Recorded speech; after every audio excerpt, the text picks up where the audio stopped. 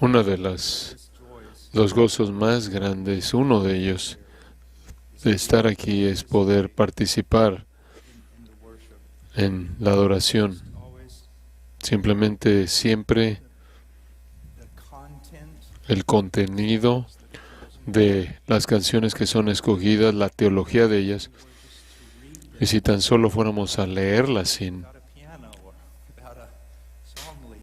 un piano, un líder que nos guíe, ellas literalmente nos llenarían de vida.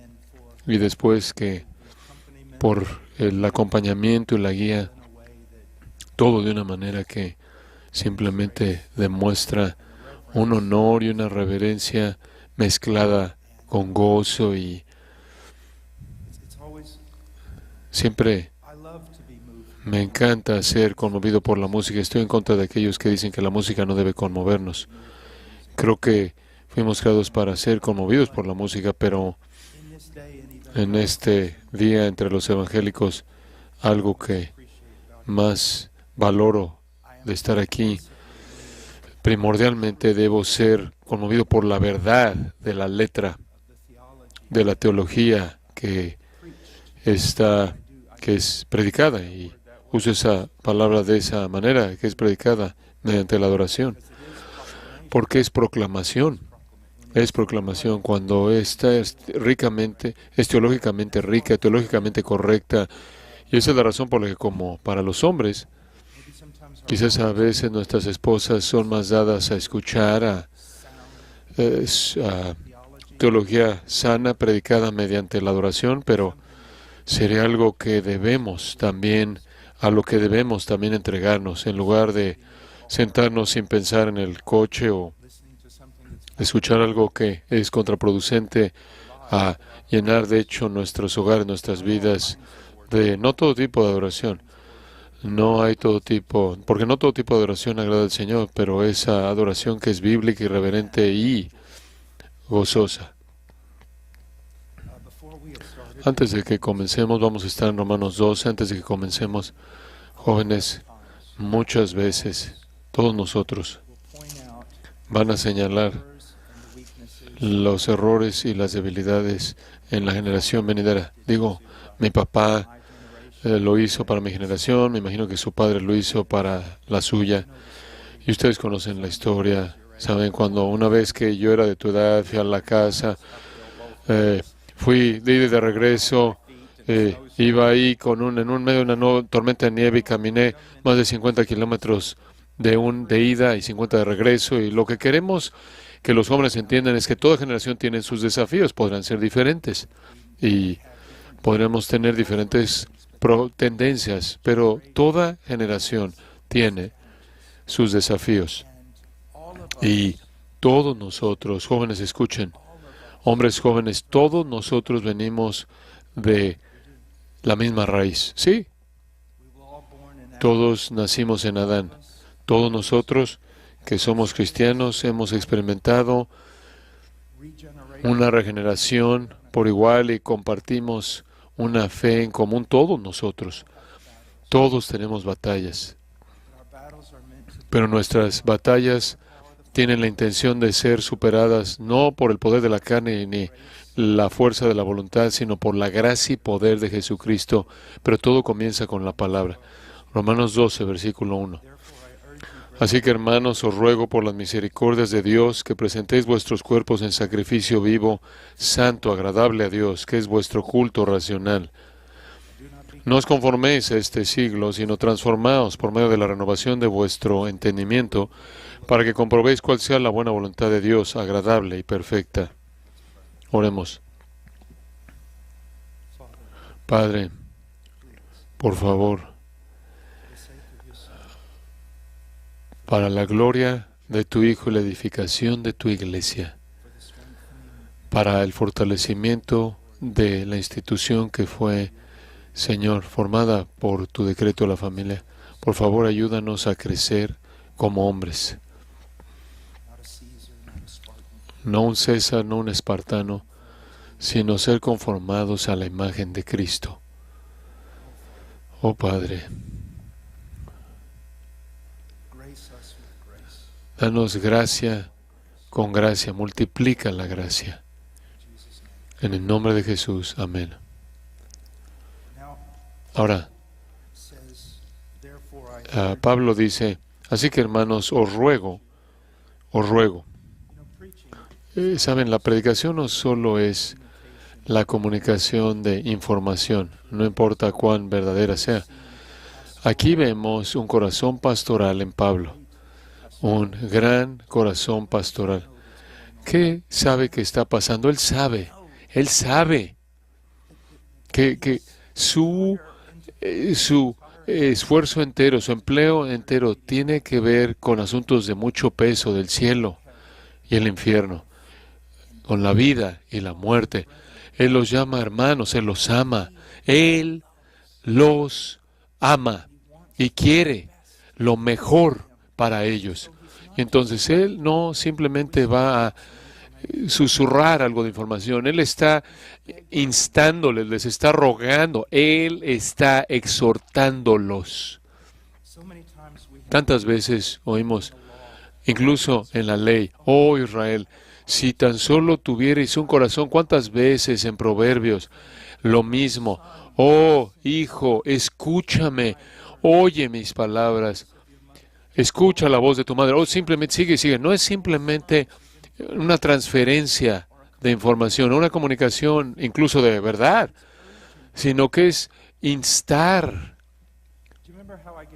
¿Se acuerdan cómo les di esa ilustración de un hombre que puede descuidar a su esposa, que terminaría destruyendo la relación de la esposa con los hijos, la relación de la esposa con los hijos, los yernos, las nueras, como todo eso se une con un impacto tan fuerte en tantas diferentes vidas?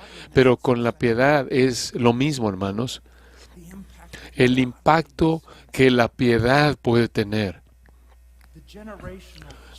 El poder generacional de impacto de que simplemente decidas pasar más tiempo con tus hijos, que pases más tiempo oyendo a tu esposa. Dices,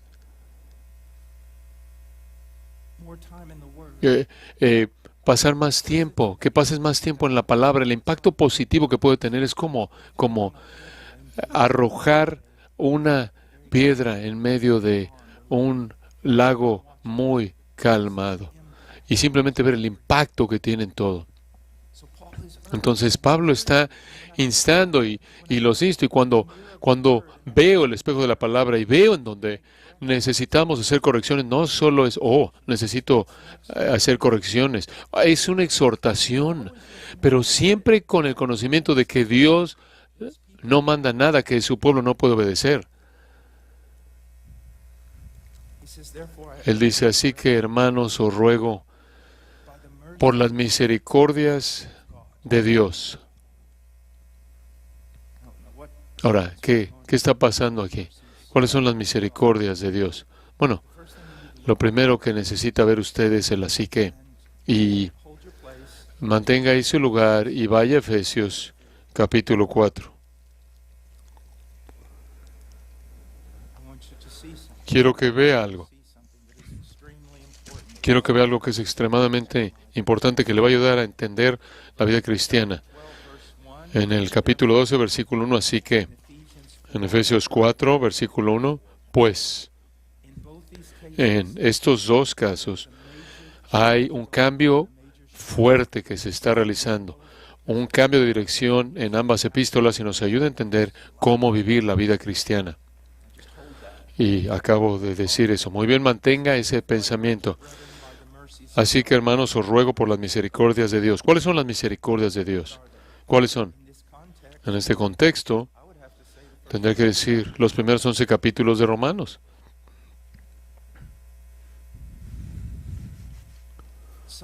Entonces, ¿cuál es la motivación que puede instarnos, empujarnos, impulsarnos, capacitarnos, movernos, motivarnos? ¿Qué es? Él dice, os ruego, les estoy rogando a que se entreguen. Él va a decir, como sacrificio vivo, les estoy rogando, hermanos, que den lo más grande que pueden dar, su propia vida a algo. Voy a instarles, a rogarles que hagan el mayor sacrificio que puede dar un hombre, pero les voy a decir cómo. ¿Cómo los voy a motivar a hacer esto? Por las misericordias de Dios. Y después Él presenta para nosotros, en los primeros 3 capítulos de Romanos, la depravación radical del hombre. Y después Él presenta para nosotros en el capítulo 4, en el capítulo 5, redención en la persona de Cristo, capítulo 6, redención, entrando al 7, entrando al 8, santificación, entrando en los capítulos 9 al 11, describiendo el pacto, la fidelidad de pacto que tiene, que nunca le ha fallado a su pueblo y nunca lo hará, y siempre va a cumplir todas sus promesas. Pero después, si toma los primeros 11 capítulos y Él quiere hacer, mira lo que ha hecho, y lo puede resumir así, mira lo que he hecho por ti en Cristo. ¿Quieres motivación? Siempre son las misericordias de Dios. ¿Y cuál es la revelación más grande de las misericordias de Dios? Lo que Dios ha hecho en nosotros en la persona y obra redentora de Jesucristo. ¿Qué debe motivarnos a hacer todo lo que hacemos para servir a nuestro jefe, para entregarnos a nuestras esposas, para entregar nuestras vidas a nuestros hijos, para trabajar para la edificación de la iglesia? ¿Cuál es la motivación de la piedad? Siempre es esto, lo que Dios ha hecho por nosotros en Cristo. Ahí está. Ahí está. Ahora, observa Efesios capítulo 4, mantén tu lugar. En los primeros 3 capítulos de Efesios, ¿qué ha hecho Pablo? Saben, hermanos, podrías pasar la eternidad en los primeros 3 capítulos de Efesios, estudiando 24 horas al día, y ni siquiera te acercarías a las faldas del Everest de este libro. ¿Pero qué está haciendo? Bueno, nos dice en los primeros 13 versículos, en Cristo, en Cristo, en Cristo, en Cristo, todo nos presenta, todo lo que Dios ha hecho por nosotros en el cosmos y en la iglesia, todo lo que Dios ha hecho está en Cristo y su obra redentora en el Calvario. Entonces, ¿qué dice? Yo pues, preso en el Señor, os ruego, ahí va otra vez, no solo es, tuvimos una gran explicación teológica, ¿no es cierto? Eso no es lo que está diciendo. Él dice, ahora os ruego, como le dijo a los romanos, os ruego que andéis como es digno de la vocación con que fuisteis llamados. Entonces, en Romanos 12, 1 y 2, Él va a rogarte a entregar tu vida como un sacrificio vivo. En Efesios 4, Él está rogándote, implorándote que andes de una manera digna. Y en ambos casos, la motivación para eso viene de todo lo que Dios ha hecho por nosotros en la persona de Cristo. Entonces, ¿cómo creces en tu motivación? ¿Cómo creces en tu amor? ¿Cómo lo haces? Te puedo decir lo que en términos típicos sucede entre los evangélicos. Vas a una conferencia con música emotiva, realmente oradores emotivos, y te enciende, te prende, y el fuego dura unos 3 días. Es como, piensan que el hombre cristiano es algo así como un juguete de cuerda, ¿tú sabes? Dale cuerda en la conferencia, dales cuerda y suéltalo.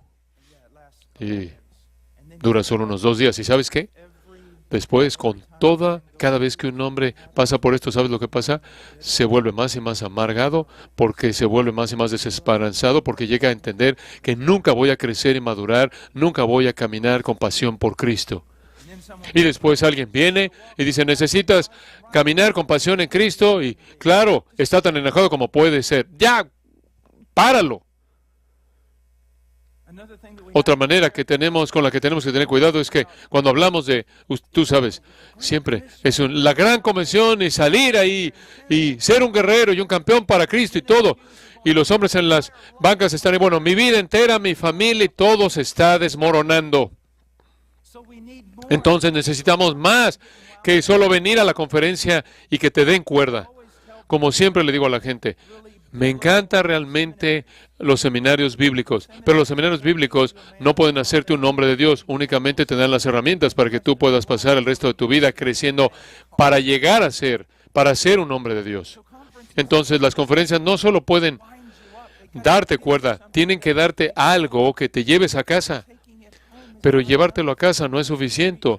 Y los predicadores de YouTube no son suficientes. Tienes que estar en una iglesia bíblica que constantemente está presentando frente a ti que todo lo que Dios ha hecho por nosotros en Cristo. Y aquí hay algo que necesitas saber. Es muy importante. Entre más, si tienes un corazón no regenerado, entre más aprendes de quién es Dios, de la justicia de Dios y las obras de Dios, más vas a odiarlo a Él. Eso simplemente es verdad. Eso es verdad. Odias la luz. Si estás en la oscuridad, odias la luz porque amas las tinieblas. Y entre más luz ves, más te metes, más huyes en la dirección opuesta a la oscuridad. Y así como un niño, cuando yo estaba, tan pronto como veían ciertas cosas, cuando yo salía al campo, tan pronto como veían la luz, ciertos animales se iban corriendo a la oscuridad. Así es el hombre no convertido. Ahora, si eres un cristiano, ese no es el caso. Ese no es el caso. Si tú verdaderamente eres regenerado, verdaderamente eres convertido, entre más oyes de Dios, ves de Dios, entre más entiendes de Dios, más vas a amarlo y más serás motivado a obedecerlo. Ahora, permíteme compartir contigo cómo es que esto funciona. Cuando yo estaba recién casado, la amaba a mi esposa, la amaba. Casi 30 años han pasado. No soy el mismo. Mi esposa no es la misma. Pensarías que en 30 años las cosas en cierta manera serán algo en común, porque lo nuevo siempre se desgasta. Yo tengo más años, mi esposa tiene más años. Hemos cambiado. Hay tantas cosas. En tantas cosas. Amo a mi esposa ahora más de lo que la amaba en ese entonces, aunque ahora su cabello es gris, ella ha cambiado, pero la amo ahora más de lo que lo amaba en ese entonces. ¿Por qué? Sé lo que estás pensando, porque eres carnal y torpe. No, no es cierto, estoy bromeando. Sé lo que estás pensando. ¿Sabes el momento en el que un hombre habla así? Te voy a decir de la idolatría de la que está hablando. Del momento en el que alguien habla así, ¿sabes lo que todo el mundo en la congregación está diciendo? Es, ¡wow! ¡Qué hombre tan maravilloso! Ama a su esposa ahora, más de lo que la amaba antes. ¡Oh, él es tan maravilloso! Estás viendo las cosas de manera equivocada. Es simplemente como cuando ves un hombre o una hermana que parece tener una pasión extraordinaria por Cristo. ¿Qué es lo que inmediatamente piensas? Hay algo maravilloso en él o en ella, ¿verdad? Entonces, cuando un marido comienza a hablar de que ama a su esposa más ahora de lo que la amaba antes, automáticamente piensas, ¡qué hombre tan maravilloso! Quizás no es maravilloso en absoluto. Quizás es su esposa. Quizás él simplemente es un hombre normal, aburrido, de corazón denso. Nada especial en este hombre en absoluto, pero su esposa, por otro lado, ella tiene una virtud a tal grado y tiene una belleza interna a tal punto que ella es tan magnífica que ella puede, de hecho, extraer afecto de este hombre de 60 años de corazón adormecido. Ahora ha cambiado, ¿verdad? Ahora, ¿quién estás admirando? A mí no, porque yo soy exactamente ese hombre. Ahora estás viendo a mi esposa. Digo, eso es sorprendente. Esa mujer debe ser sorprendente. Digo, será más fácil hacer que las rocas vivan en lugar de distraer a Washer. Él es tan burro, él es más bien no tan burro, sino tan insensible. Y piensas, ¿qué esposa? Y entonces cuando lees estas biografías de estos cristianos y dices, oh, que son tan maravillosos, realmente necesitas trabajar en tu teología, realmente necesitas hacerlo. Quizás escuchar a más de estos salmos algunas más de estas canciones te va a ayudar. Sí, la teología es muy buena y esas personas las Amy Carmichaels y estas grandes personas, Seth Stodd, Jorge Mueller, todas estas personas, Hudson Taylor, nacieron de la misma raíz que tú. Adán, no eran regeneradas más que tú. No puedo encontrar grados de regeneración en el Nuevo Testamento. Entonces, ¿cuál es la diferencia? Solo una cosa. Ellos han visto más de las misericordias de Dios. ¿Lo ves? ¿Ves eso? Pablo dice en el capítulo 12, versículo 1, os ruego, hermanos, por las misericordias de Dios. Simplemente ellos han visto más de Cristo de lo que tú has visto. Parte de eso es su estudio personal. Parte de eso podría ser que están en una iglesia que tiene pastores y ancianos que están haciendo lo que deben hacer. ¿Y qué es eso? ¿Te acuerdas cuando Abraham envió a su siervo para conseguirle una esposa a su hijo? Supongo que en cierta manera es sorprendente que cuando se aparece y comienza a aventarle oro a esa niña, ella está diciendo, hombre, quizás de regreso en ese viaje largo de camello, quizás él simplemente sacaba otro anillo y le decía, así de mucho te ama, así de generoso es, así de misericordioso, de compasivo es tu esposo, espéralo. Y ella así fue y la tiró del camello.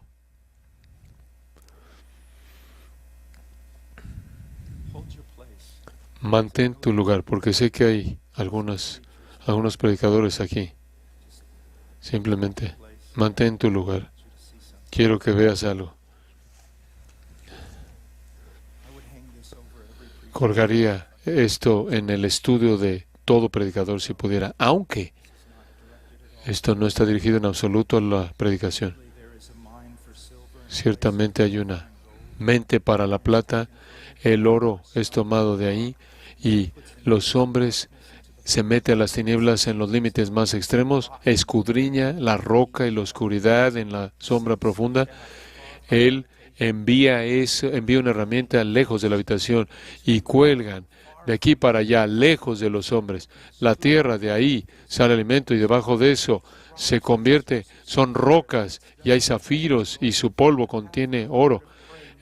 En ningún lugar ha conocido la ave. El ave no ha conocido este lugar, ni la bestia, y ninguno ha pasado por ahí. Pero coloca su mano ahí. Voltea los montes en el día. Él abre arroyos en los montes, sus ojos ven cosas preciadas. Él contiene el flujo del arroyo. Él detiene los arroyos y lo que está escondido lo trae a la vida. Ese es el estudio del pastor ahí. ¿Saben cuál es mi trabajo? Resultado completamente Estoy en el ministerio de hombres, ¿verdad? ¿Saben cuál es mi trabajo primordial? Es entrar a esa mina, lejos de los hombres, y pasar horas y horas ahí en la palabra de Dios. ¿Por qué? ¿Para que pueda enseñar teología? No, pero lo que enseño será teológico. Es para presentar en una medida que se va incrementando de las bellezas y las glorias y las maravillas y los poderes del cónyuge de la iglesia, para que ella se deleite en él, para que ella sea motivada para esperarlo a Él, para que ella sea fortalecida del novio de la iglesia, y para que ella diga, oye, él es todo lo que dice que va a ser. Una de las cosas que le digo a las cosas que están cansadas, les digo, me encanta esto. Le digo, permítame decirte algo, al que está cansado, cuando llegues al cielo, sé que estás tan cansado, piensas que has fracasado. Cuando llegues al cielo, Él estará más contento de verte a ti de lo que tú estarás contento por verlo a Él. Su amor incondicional. ¿Y dónde? ¿Cómo tenemos una visión más grande de eso? Lo tenemos en la palabra, hermanos. Sé que me oigo como un disco rayado, pero lo encontramos en la palabra. No vamos a la palabra primordialmente por principios, aunque hay principios. No vamos a la palabra primordialmente para encontrar mandatos o sabiduría o nada. Primordialmente vamos a la palabra para verlo a Él, para ver su gloria, para ver su belleza, su majestad y sobre cualquier otra cosa. Todo lo que es revelado en nuestro Dios es en su forma más completa en el Calvario. Y eso es lo que nos motiva, nos mueve simplemente una visión más grande de Dios en la cruz. Porque no puedes conocer a Dios en su plenitud fuera del Calvario. De hecho, los atributos de Dios no armonizan hasta que llegamos al Calvario. Porque la gran pregunta a lo largo de la historia de las Escrituras es que ¿cómo Dios puede ser santo y justo y misericordioso y compasivo hacia los pecadores? Y la respuesta está en el Calvario, en donde todos los atributos de Dios son armonizados y vemos a Dios en toda su plenitud. De tal manera que podemos postrarnos en reverencia ante su santidad y con gozo por su compasión y saber que todos ellos son revelados en Cristo. Y estos predicadores torpes que inventan sus dichos y todo lo demás, todo domingo, y matan de hambre a la novia de Cristo. Pero no nada más piensen en los predicadores. Hay maridos aquí. ¿Tu esposa estudia la palabra más que tú? Es porque no tiene un marido bíblico ella.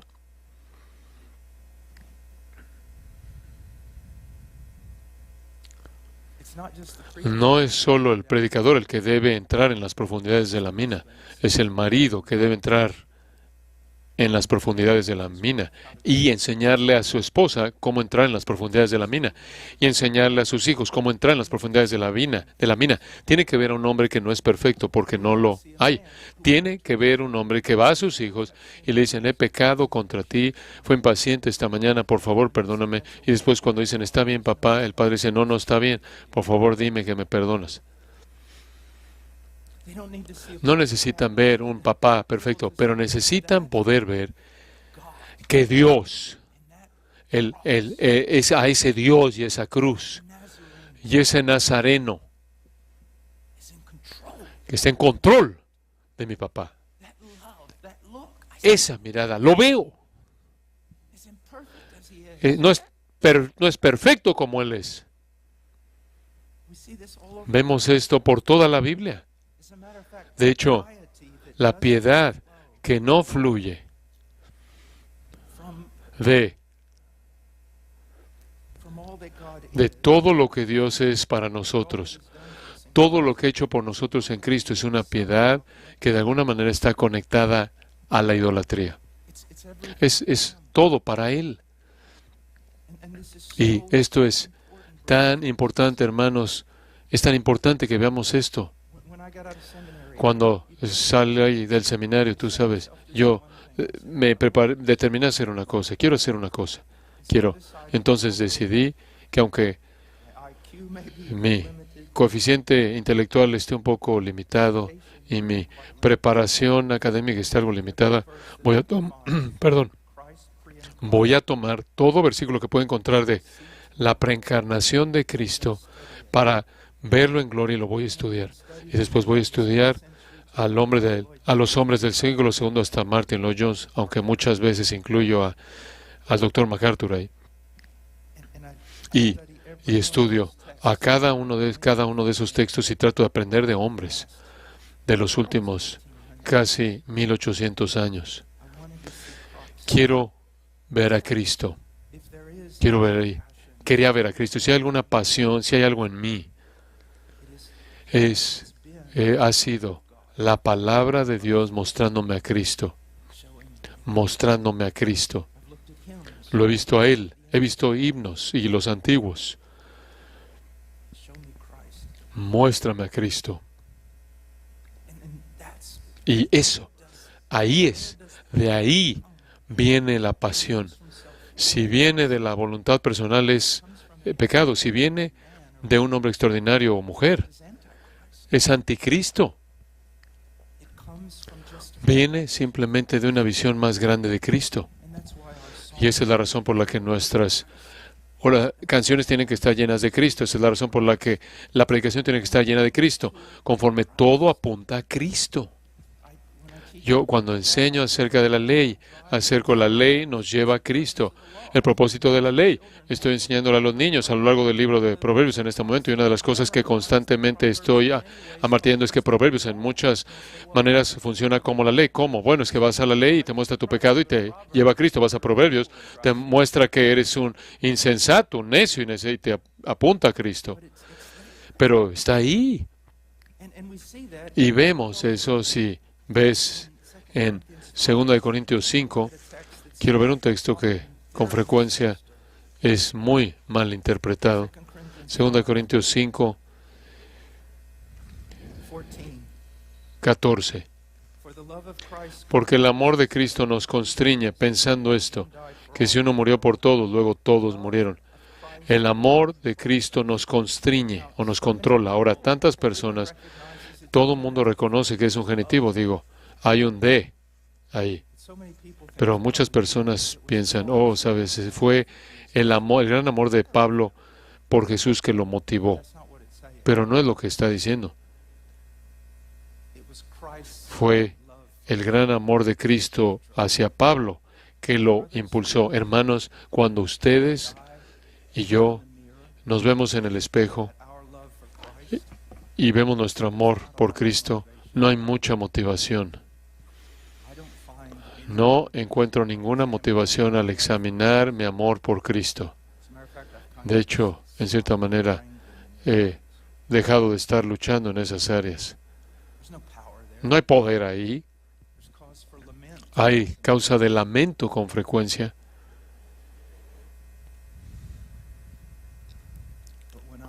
Pero cuando yo veo el amor de Cristo hacia Paul Washer, ahora, ahí hay motivación. Ahí está la motivación. Y de nuevo, ¿en dónde está ese amor revelado?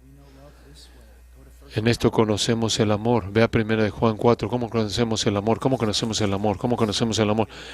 Dio a su Hijo, dio a su amor, dio a su Hijo, porque de tal manera amó Dios al mundo que dio a su Hijo. Todo se reduce a... Bueno, permíteme decirlo de esta manera.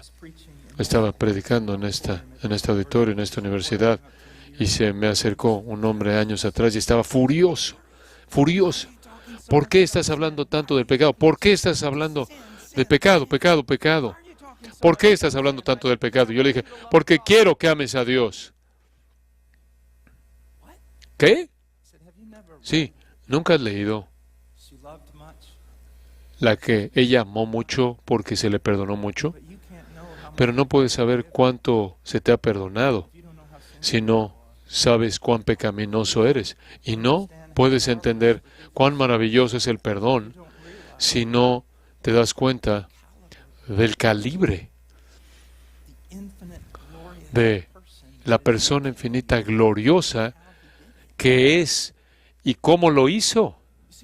¿Cómo? Puedes ver, si quieres crecer en tu amor por Dios, tienes que llegar a un entendimiento más grande, de un entendimiento bíblico de quién es y lo que hizo por ti. Que el Hijo de Dios, como puedes ver, todo lo que Dios ha hecho, Él ha hecho a través de su Hijo. Y que Dios dé a su propio Hijo.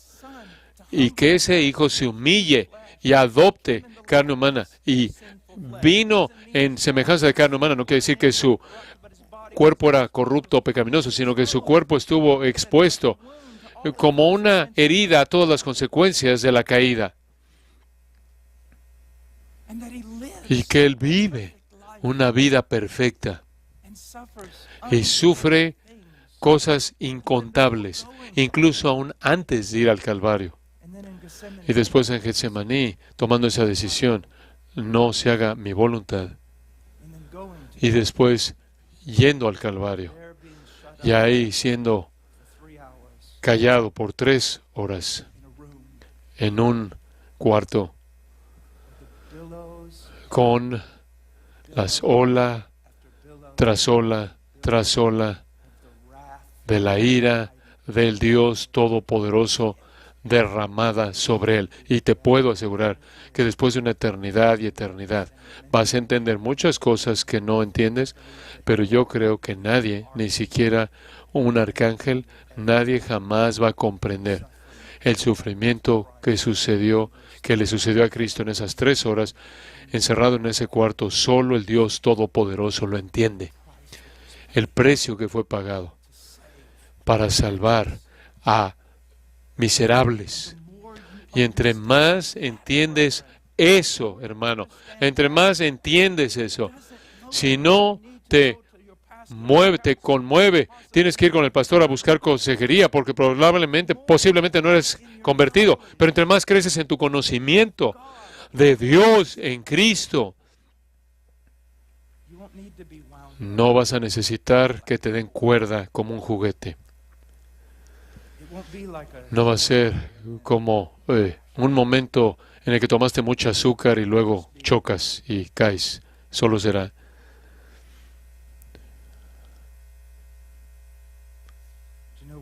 ¿Sabes? Una de las cosas que me he dado cuenta en los puritanos y con frecuencia en Spurgeon, en una obra que estoy realizando en el Evangelio, pasé un capítulo entero haciendo lo mismo, que escribían o predicaban una disculpa, una apologética, una disculpa con respecto a una defensa, sino una disculpa en sí.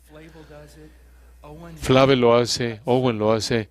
Tengo varias citas a lo largo de la historia de hombres que lo han hecho, que cuando estaban preparándose para hablar del Evangelio, primero presentaban una disculpa larga con respecto al fracaso futuro de lo que están por decir. ¿Por qué? Porque la belleza de Cristo, la magnificencia del Calvario, no importa 10 horas al día, 16 horas al día, no importa si estás de rodillas en tu estudio, leyendo puritanos, memorizando la Escritura, no importa si el predicador literalmente se entrega hasta la muerte en el estudio y se pone de pie y proclama el Evangelio al punto en el que no le queda aliento en su vida. Cuando baja del púlpito, él baja del púlpito en vergüenza, porque él no ha dicho nada comparado con lo que debe ser dicho. La mente más grande no puede comprender nada de la gloria que está ahí difícilmente. Y después el predicador más grande ni siquiera puede proclamar apropiadamente lo que él mismo comprende. Y eso es lo que hacemos. Así es como crecemos.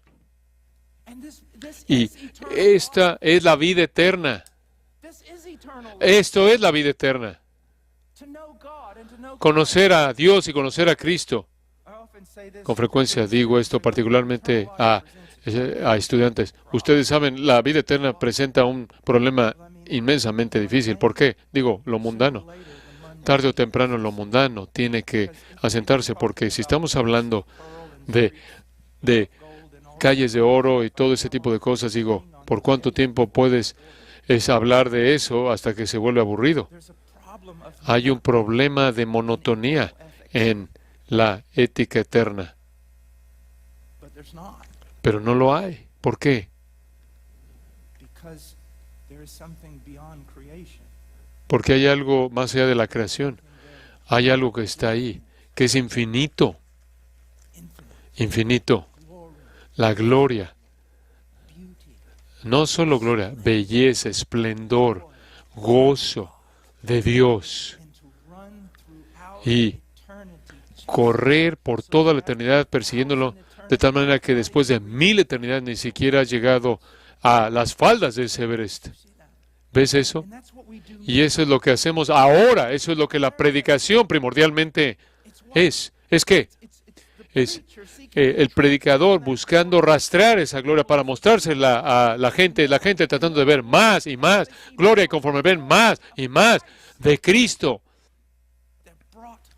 son traídos debajo de Él, en una sumisión gozosa, dispuesta, y están motivados. Están motivados por Él.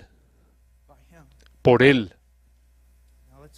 Ahora regresemos a Romanos 12. Él dice,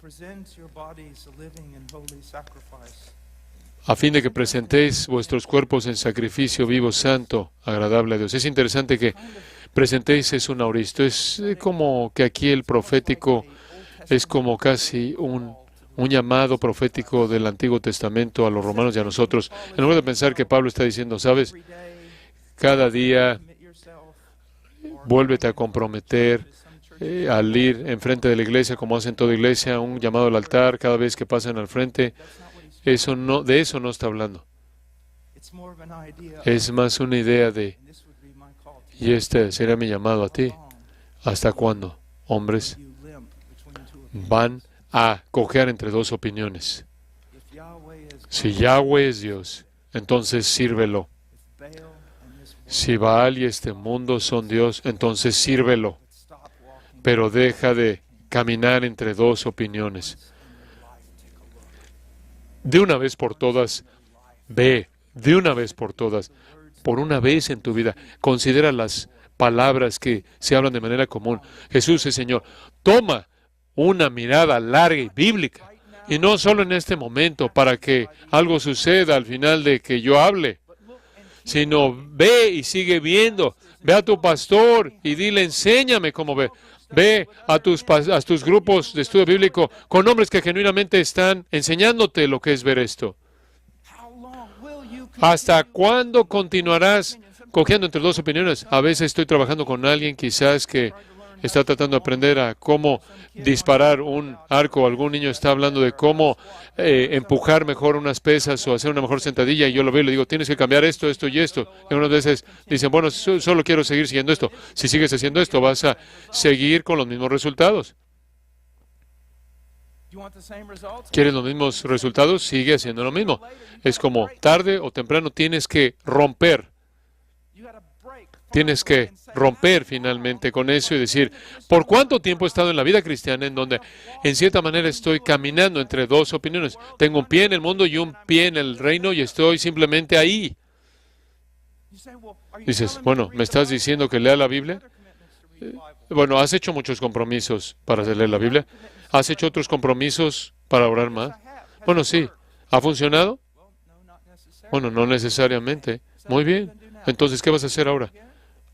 ¿Volver a comprometerte igual? Puedes hacer lo que yo hago. Ve a los ancianos, con otros hermanos. Ve a mi esposa. Voy con mi esposa, en serio, de veras. Voy allá primera. Acudí a primera. Le digo, solo quiero ser más. Quiero ayuda. Quiero que la gente ore por mí. Quiero orar por la gente, que oren por mí. Siempre busco hombres cuando dejo su presencia. Siempre busco a hombres siempre busco hombres que después de dejarlos quiero ser más noble. Y quiero decirles algo, hermanos. Desde casi el momento en el que fui convertido hasta este día mismo, excepto por un año, algo así en Perú, incluso en ese entonces, los hermanos y hermanas de Perú se volvieron parte de mi fortaleza. Dios debe saber cuán verdaderamente débil es Paul Washer, porque siempre me ha colocado con hombres buenos, con hombres mejores que yo, con hombres que quieren ser mejor que yo. Y no estoy aquí haciendo algo de psicología. Aquí solo tienes que leer Efesios 4. Solo tienes que entender que el verdadero crecimiento fuera de una conexión con la iglesia local y la Biblia, eso no va a pasar. Supongo que podría pasar de manera milagrosa y donde las circunstancias de la gracia de Dios y su providencia fuera extraordinaria, pero la manera común en la que crecemos, los medios de la gracia, es que necesito a mis hermanos y hermanas en Cristo. Y estoy abierto y soy abierto con ellos. Estoy abierto con ellos. Y si necesito un consejo sabio, siempre voy con ese anciano Antonio Vitina. Si necesito algo de teología, voy con Jaime Tucker o mi colaborador Sean. Cuando quiero hablar de simplemente algo difícil, voy con el anciano Nash. ¿Lo ves? Hombres reales, ¿lo ves? Hombres reales. Digo, nombres reales. Gente real. Y lo que he descubierto, hombres, es que en donde yo soy fuerte, a veces ellos son débiles o viceversa. Cuando yo soy débil, ellos son fuertes. Y me han reprendido.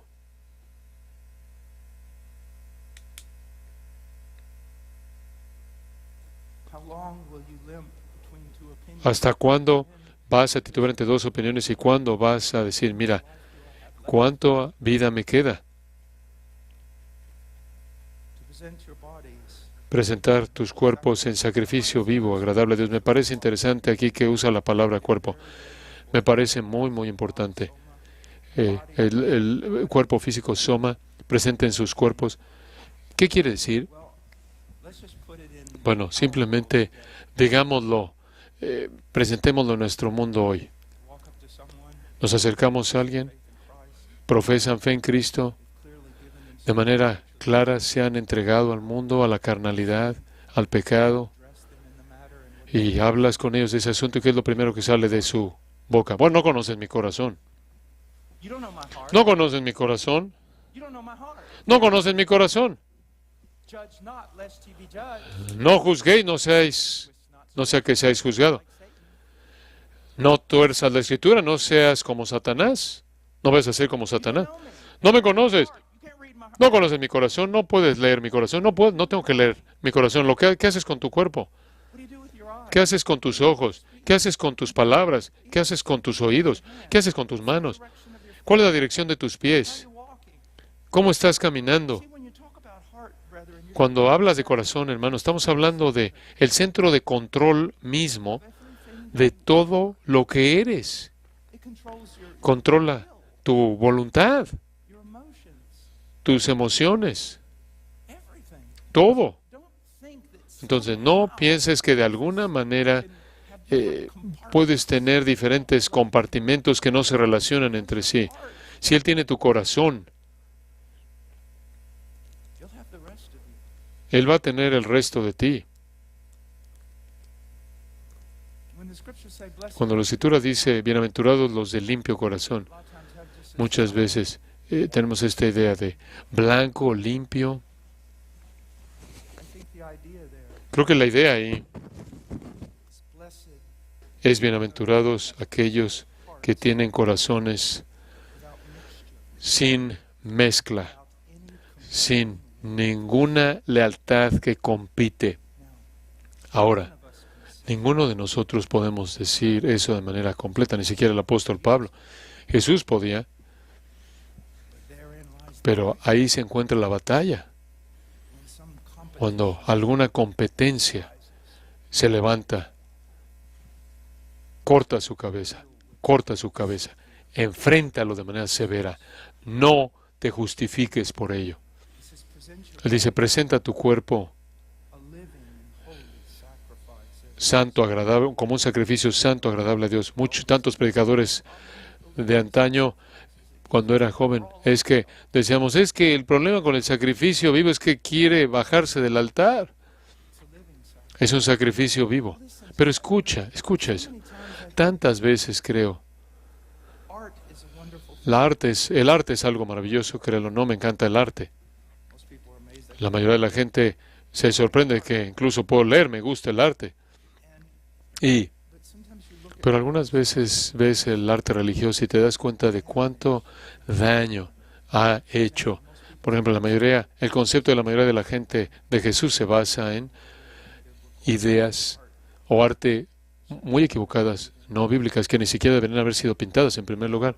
Su idea de, tú sabes, de el cruce del Israel, está ahí los 10 mandamientos, Charlton Heston, y tenemos esta idea del sacrificio.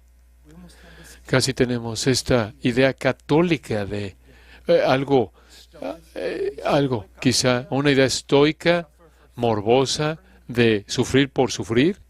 No, Jesús le enseñó de una manera totalmente diferente. El que pierde su vida, ¿qué pasa? La halla. El que guarda su vida, la pierde.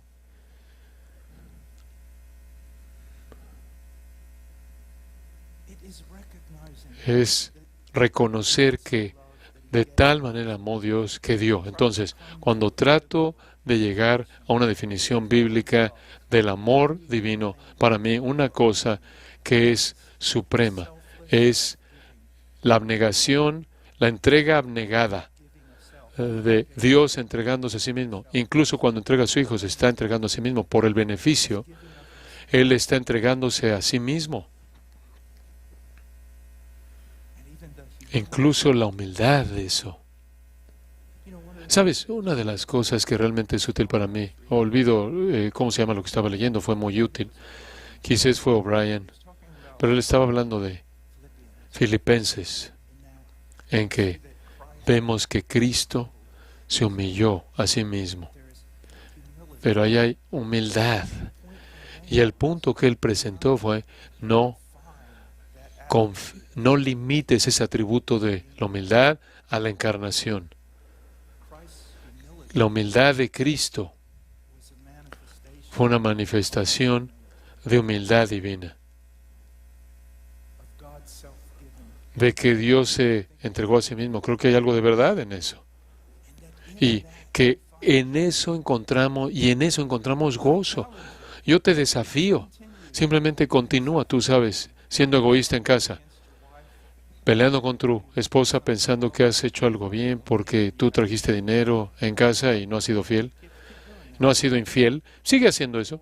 O, sin hacer algún anuncio, comienza a servir a tu esposa. Simplemente comienza a servirla. Niega tu cansancio. Niega tus pequeños niños con los que corres o tus pequeños amiguitos con los que corras o lo que hagas. Niega tus juguetes y comienza a servir a tu esposa. Y ves si el gozo, ves si algo no pasa con el gozo, ve si no duermes mejor. ¿Alguna vez has reclamado cosas para ti mismo que se convirtieron en gozo?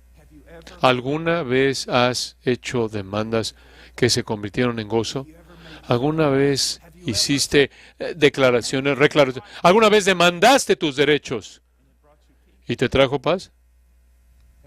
¿Alguna vez has puesto tu vida en el servicio y te estorbó de dormir?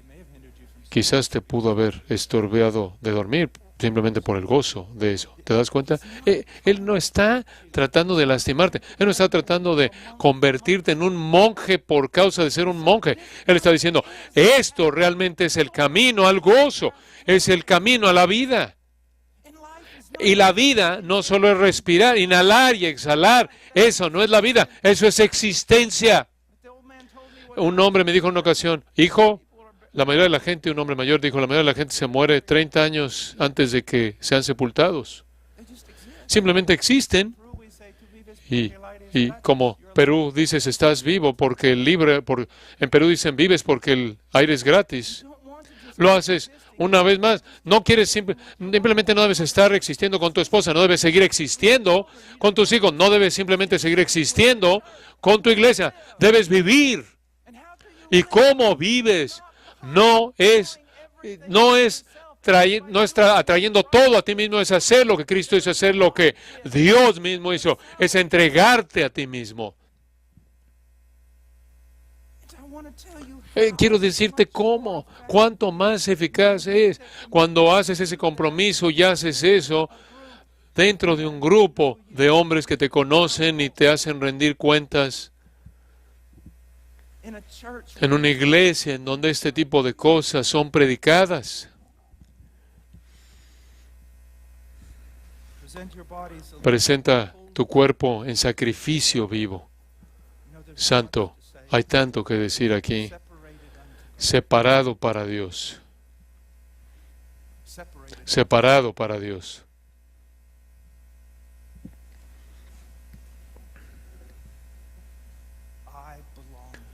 Yo le pertenezco a Dios.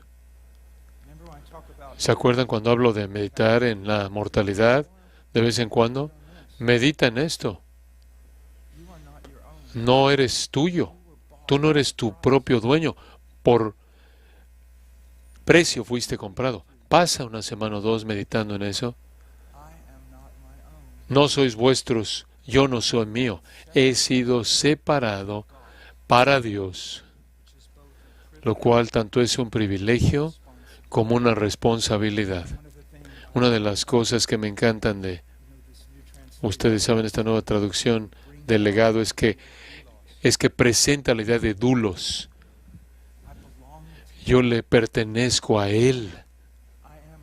Yo soy un esclavo a un amo perfecto. Es interesante, yo hace varios años atrás estaba preguntándole a algunos de mis parientes de dónde venimos. Y mi mamá, claro, sus papás vinieron de Croacia y descubrieron que vinieron simplemente de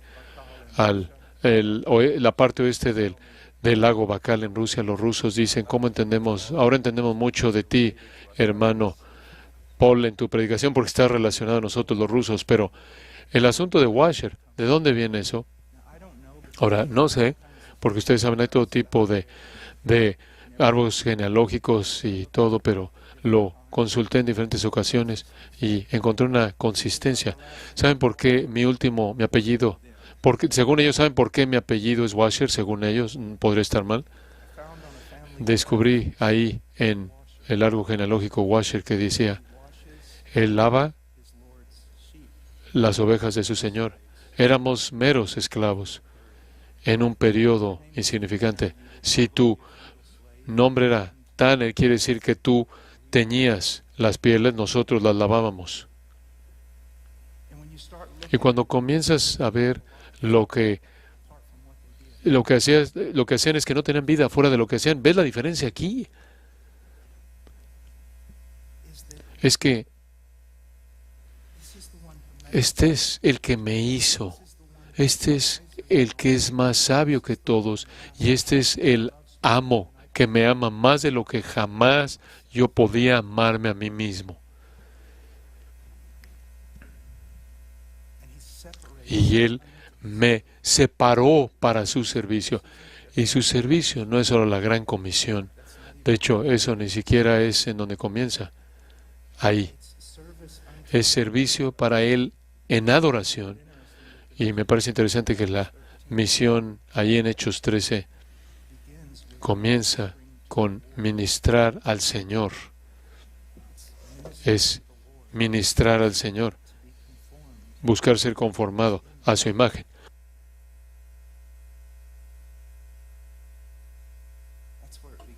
Ahí es donde comienza. Ahí es donde comienza.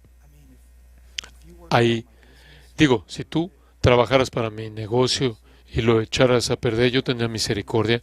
Si estuvieras casado con mi hija y la echaras a perder, probablemente no habría mucha misericordia. La arruinaras, probablemente te colgaría en un árbol y se esparcirían las noticias si destruyeras a mi hija. Si yo amo a mi hija tanto, ¿cuánto ama Dios a mi esposa? Es casi aterrador. Hombre.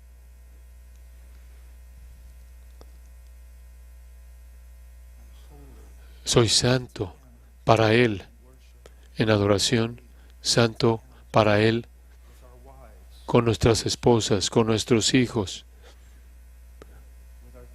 con nuestra iglesia, con nuestro trabajo.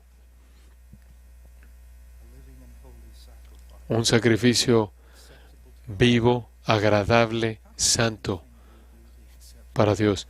Agradable a Dios. ¿Cómo puede ser algo que hacemos agradable a Dios? Porque es el Señor nuestro Salvador quien santifica nuestras ofrendas. Es la muerte de Cristo. Es su ministerio continuo de intercesión.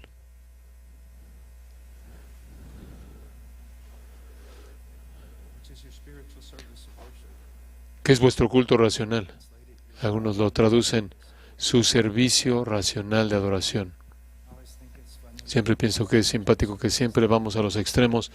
Ustedes saben, con la gente habla, todo tiene que ver con la adoración. Todo trata de la adoración, adoración, adoración. No, en absoluto. Todo consiste en vida, vida, vida. La realidad es que la vida cristiana es demasiado grande para señalar una cosa y todo consiste en esto. Pero te puedo decir que estas cosas son tan importantes, estas dos cosas, adoración para Dios. Algunas veces pienso, Señor, ¿cuándo fue la última vez que estaba orando? Que no estaba pidiendo o no estaba estudiando, sino simplemente estaba orando para adorar, orando para adorar. ¿Cuándo fue la última vez, caballeros, que ministraron al Señor en oración en privado y canción? ¿Cuándo fue la última vez? Iremos por todo el mundo 10 veces, de una conferencia a otra. Sin embargo, las cosas más elementales no están siendo hechas y nos rascamos la cabeza y decimos, ¿el crecimiento cristiano es un misterio? Aceptable a Dios, que es vuestro culto racional, tanto en lengua como en hecho. No os conforméis a este siglo. Hay tanto que enseñar y tengo como 3 minutos. No os conforméis a este siglo o este mundo. La idea aquí es no sean presionados. Es más mecánica esta palabra. No sean presionados al mismo molde. No sean presionados como en Perú. Hacían en un molde, ponían la arena y lo que hacían es que colocaban ahí ciertos elementos y vaciaban los ingredientes en un molde para que pudieran hacer tabiques. Y eso es lo que continuamente el mundo está tratando de hacerle al cristiano como individuo en la iglesia. En el último año, más que cualquier otro momento en mi vida, he visto al mundo infiltrándose en la iglesia para moldear a la iglesia en un modo totalmente diferente, no conforme a las Escrituras, sino conforme al mundo. Y hermanos, simplemente usen su cabeza. Si alguna doctrina nueva está siendo metida a la iglesia, que de hecho tiene su fuente en los enemigos de la iglesia, ¿realmente quieres ir en esa dirección? ¿Alguna vez ha salido bien eso antes? ¿Salió bien con el platonismo en los primeros 5 siglos en la iglesia? ¿Salió bien? ¿El gnosticismo salió bien? ¿El judaísmo metido en la iglesia les fue bien? ¿El paganismo metido a la iglesia? Hasta el siglo XV. ¿Cómo salió eso para nosotros? ¿Qué pasó? ¿Cuándo fue su avivamiento? Cuando un grupo de hombres se pusieron de pie y dijeron, nada, no necesitamos nada. No tregua con el mundo y no necesitamos oír nada del mundo. Siéntense, necesitan oír de nosotros. Como pueden ver, no os conforméis este siglo, sino transformaos. De la palabra metamorfosis, relacionada a la palabra metamorfosis, esto es más orgánico, esto es espiritual, esto es vida. ¿No es sorprendente que en las sociedades en las que ciertas personas o los elitistas o que decide el gobierno que la sociedad debe ir en cierta dirección, cómo te hacen hacer eso? ¿Cómo te hacen ir en cierta dirección? Mediante fuerza, en primer lugar, va a ser imposición y vergüenza, y después va a ser castigo y después va a ser imposición y encarcelamiento. Siempre es por fuerza. ¿Cómo es que Dios cambia a los hombres? Es espiritual, es orgánico, es la infusión de la vida, es la palabra viva que transforma a un hombre, siendo transformados mediante la renovación de vuestro entendimiento, su mente. Piensa en tus hijos. Y caballeros, algunos de ustedes realmente necesitan tomar algunas decisiones aquí. Están despiertos 16 horas al día. Dicen que van a la escuela pública 5 días a la semana, 8 horas al día, en las que, si no sabes, van a ser instruidos en casi todo lo que tu Biblia se opone. Después van a venir a casa y van a ver la televisión. Y ahí hay una fuente de piedad. Van a estar en su computadora. Y sus compañeros van a ser sus ejemplos. Y van a querer agradar a sus compañeros, a sus amigos. Y después, durante 45 minutos cada domingo, tú los metes a la escuela dominical, en donde o juegan juegos o pintan hermosos dibujos de el pajarito que sale del arca de Noé, y te preguntas por qué no pueden entender la Biblia. ¿Qué misterio? Alguien debería investigar esto. ¿Quién podría ser tan sabio e inteligente como para entender este problema? Y después vete a ti. No entiendo por qué lucho con mi vida de oración. En serio. ¿Cuánto tiempo pasas en la pantalla y cuánto tiempo pasas en la Biblia?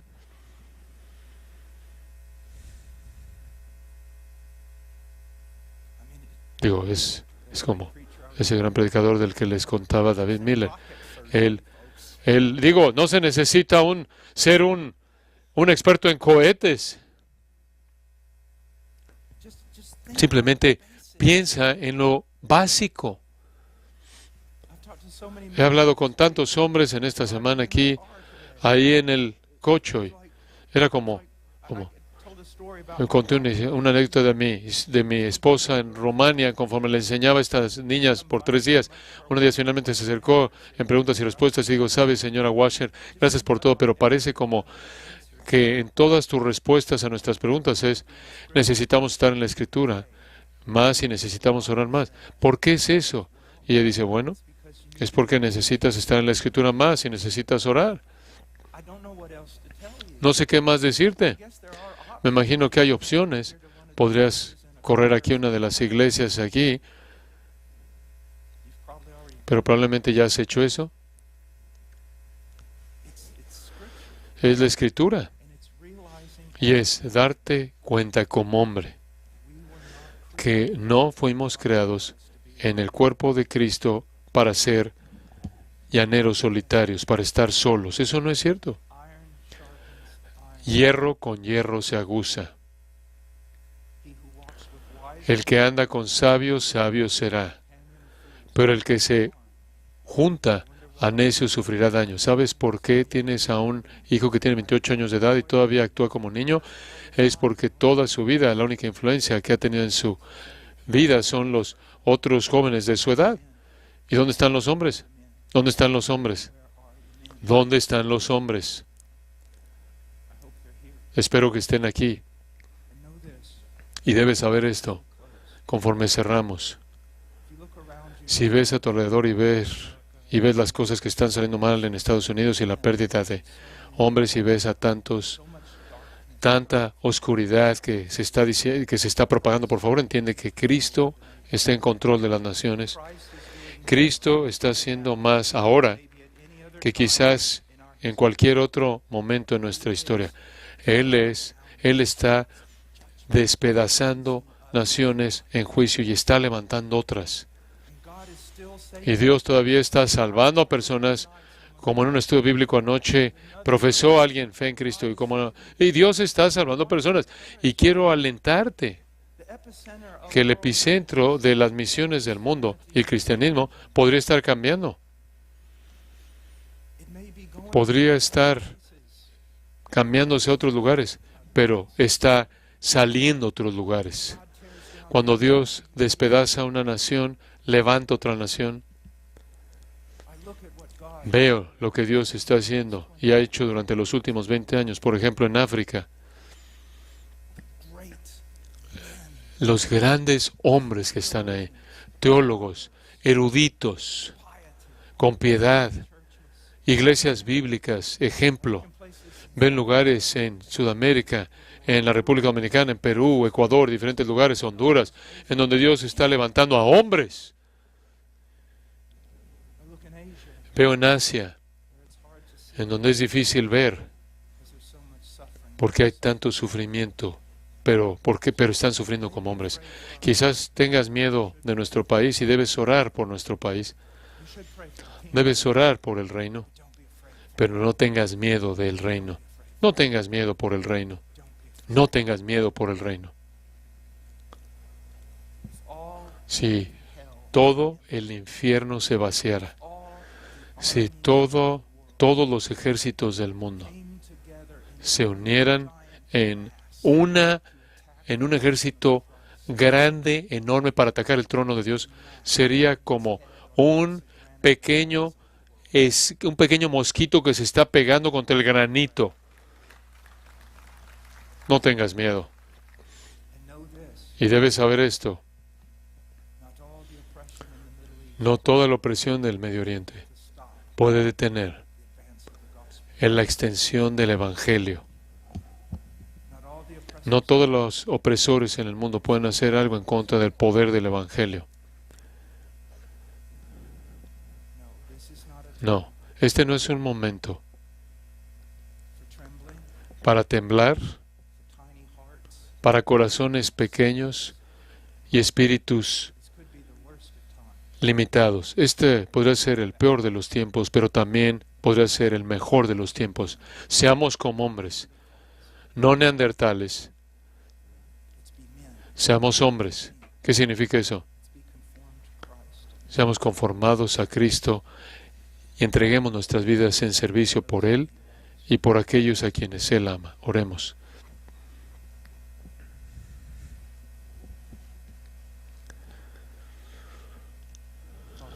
Padre, gracias por tu palabra. Y oro, Señor, por todos nosotros como hombres. Así como tenemos una salvación en común, tenemos luchas en común. Querido Dios, reconozco delante de ti que solo hay un héroe en la historia, y es nuestro hermano mayor Jesucristo. En su nombre pedimos, por favor,